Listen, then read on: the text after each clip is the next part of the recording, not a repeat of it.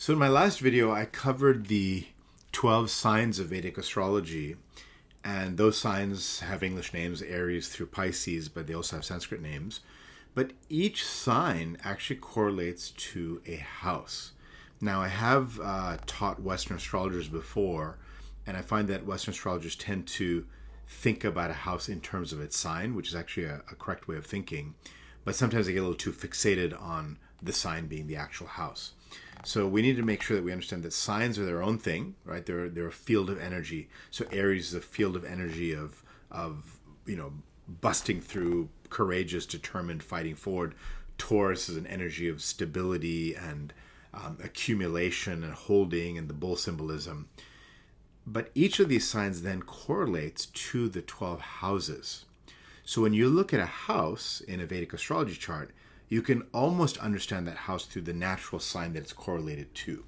So for instance, the first house is somewhat correlated to Aries. Aries is headstrong, determined, going. The first house is about you and your character and how you show up in terms of your character. So the first house is almost known as a house of personality, your appearance, your character, your physical body, sort of really who you are. And so a Vedic astrologer will analyze that first house to understand really who you are. And that's why that rising sign is the energy that influences the first house. So whatever your rising sign is influences a lot of your personality. So if Aries happens to be a rising sign, you'll have a strong, determined personality. If Taurus is your rising sign, you'll have a stable, accumulating type of energy in your character. If Gemini is your rising sign, Gemini is sort of a flexible thinking, lots of intellectual thought, then you'll be a very thinking, always trying to decide and not being able to make a decision as a Gemini rising. Cancer is a sign of home and nurturing and hospitality. And so if Cancer is your rising sign, you tend to be somebody who likes home and is nurturing and likes to have good hospitality. So the first house is your personality. The second house, and I keep referring to page 101 of my book here. I have a diagram that I placed in Astrology Decoded, page 101, a diagram of what each house is based on my practice, based on what I've seen in clients. So the second house is a house of resources where you accumulate wealth. It's your house of wealth accumulation. It's your house that's connected to assets. And it's also connected to your family and your early childhood. But a lot of these things like assets and wealth are connected to the natural sign of Taurus. Taurus, an accumulating sign. Taurus' symbol is the bull. The bull is a sign of prosperity. In fact, the U.S. stock market sign is a bull. When we say it's a bull market, the market's doing really well. And so Taurus has this bull connection. Taurus is the second sign. It's the second house, and the second house is connected to wealth and resources. The third house is naturally connected to Gemini. Gemini is about communication. The third house is your house of communication. How you communicate, how you write. It's also connected to your overall energy and performing in the world. It's your courage, your communication skills, like I mentioned, but also younger siblings is the third house. Then we move to the fourth house. The fourth house is the house of home and mother, and naturally being connected to the sign Cancer, it's about nurturing, home, happiness, mother. The fourth house is where an astrologer would evaluate what is your overall psychology, temperament, and overall happiness like, and what is a relationship with your mother, and how nurturing, caring a person you are would be determined by the fourth house. The fifth house, natural sign of Leo, actually governs a lot of your intelligence. So the fifth house is the house of your creativity, your intelligence, how you create in the world. It's a house of leadership, being Leo. It's a house where romantic relationships begin. And the fifth house, being one of creativity, is also the house of children. So if we want to evaluate children and how things are going with children, the astrologer would look at the fifth house. The sixth house, now we're into Virgo. And Virgo is a sign of perfection and service and serving others. The sixth house is actually the house of service, how we serve other people. But it's also a house of challenges and worries and short-term disease. Virgo is a sign connected to healing. The sixth house is a house both of healing and disease. Often when there is a disease and it's seen in the sixth house, It's a disease that can be cured. It's usually an acute disease, not chronic necessarily. The sixth house is a disease that comes and goes. And the sixth house is also a house of your daily routines. So a lot of times when people are struggling with health challenges and I identify something in the sixth house, I can give them daily routines based on the sixth house that help then address that particular health imbalance. So it is a house of worries and obstacles, and Virgo people tend to worry and have a lot of worries, and they sort of get fixated on the details. So the sixth house is a house of worry and obstacles.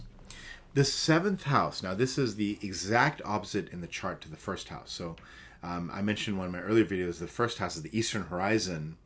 The western horizon becomes the seventh house. So the seventh house is the house of how you relate to other people, specifically partners. And partners can be marriage partners or business partners, either way. And so the seventh house, naturally the sign of Libra, is how do you balance? Libra is a balancing sign. How do you balance with others? How do you interact with your romantic partner, with your business partner, long-term relationships? So if we see challenges in the seventh house, we can see challenges in relationships.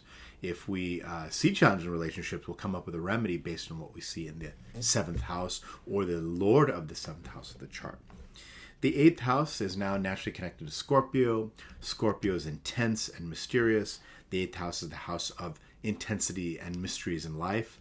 The eighth house gives us very intense challenges, intense obstacles. It's the house of chronic disease. When we have something that we suffer for a long time, that is usually the eighth house. The sixth house is disease that comes and goes, acute in nature. The eighth house is chronic disease. Accidents, death, those are connected to the eighth house, the things that we don't like to talk about. Things like estates, legacies, wills, those all fall into the eighth house, all those hidden things connected to Scorpio. The eighth house is also where we have major transformation. Psychological transformation happens in the eighth house. Scorpio is a sign connected to that intensity of transformation. We now move to the ninth house, which is connected to Sagittarius. And Sagittarius, as I mentioned in my previous video, a very morally oriented, religious kind of a sign. The ninth house ends up being the house that connects to our religion. What kind of religion do we follow? Do we follow an organized religion? Do we follow a more spiritual path as seen in the ninth house? The ninth house is the house of purpose, the house of your higher dharma, your higher calling, your higher nature. So your philosophy on life, your guides, your teachers, your gurus, the people that mentor you is all seen in the ninth house. So somebody with a strong ninth house will have good mentors, good leaders, good teachers. Challenges in the ninth house, you'll have challenge in finding good higher philosophy teachers. Challenges in the ninth house, you'll have challenges with religion or spirituality. It is known as the house of Dharma, but the ninth house is also seen as a house of father. So in the birth chart, when we look at the fourth house, we understand the mother. The ninth house is where we start to understand the father. Then we move the 10th house, and this is directly overhead from where we're born. The 10th house is how we show up in the world. It's the house of career. And it's the 10th house, so it naturally relates to the 10th sign, which is Capricorn. And Capricorn is sort of how do you practically move about in the world? Capricorn is a practical sign. The 10th house is what is your practical career? What is the vocation or career or profession you start to pursue that then earns you money to stand on your own 2 feet? It's interesting because Capricorn is also connected to the knees and the ankle, the knees really. And so how do you stand up firm in the world is seen in the 10th house. Career, profession, reputation in the world. The 11th house is a natural sign of Aquarius. Aquarius is about humanity and gatherings. The 11th house is about how you relate to humanity in general, but also how you show up in gatherings with friends. So the 11th house is a house of networks, friends, groups, gatherings, but also how society rewards you and awards you. So somebody who receives a lot of awards would have a very strong 11th house. Awards sometimes can be financial gains when you have a sudden big financial gain, a stock market, stocks that you hold that all of a sudden appreciate. That would be in the 11th house. If you are somebody who is being recognized by society, sometimes I see a published author really has strong 11th house indications because being published is sort of a recognition of society. So I see the 11th house as a house of gains, recognition, opportunities, and also your desires. What do you desire in the world? What are your goals and aspirations is seen in the 11th house. We finally move the 12th house, which is naturally correlated to Pisces. Pisces being a very spiritual sign, very expansive sign. The 12th house is the house of your spirituality. So we might look at the ninth house as your religion, but the 12th house is really the spiritual component, the spirituality that you have. And so the 12th house is all of the sort of higher moksha or liberation kind of energy you have. It's a house of liberation. It's a house of loss, also a house of sacrifice. The 12th house is also connected to places of a confinement where sometimes people have spiritual experiences.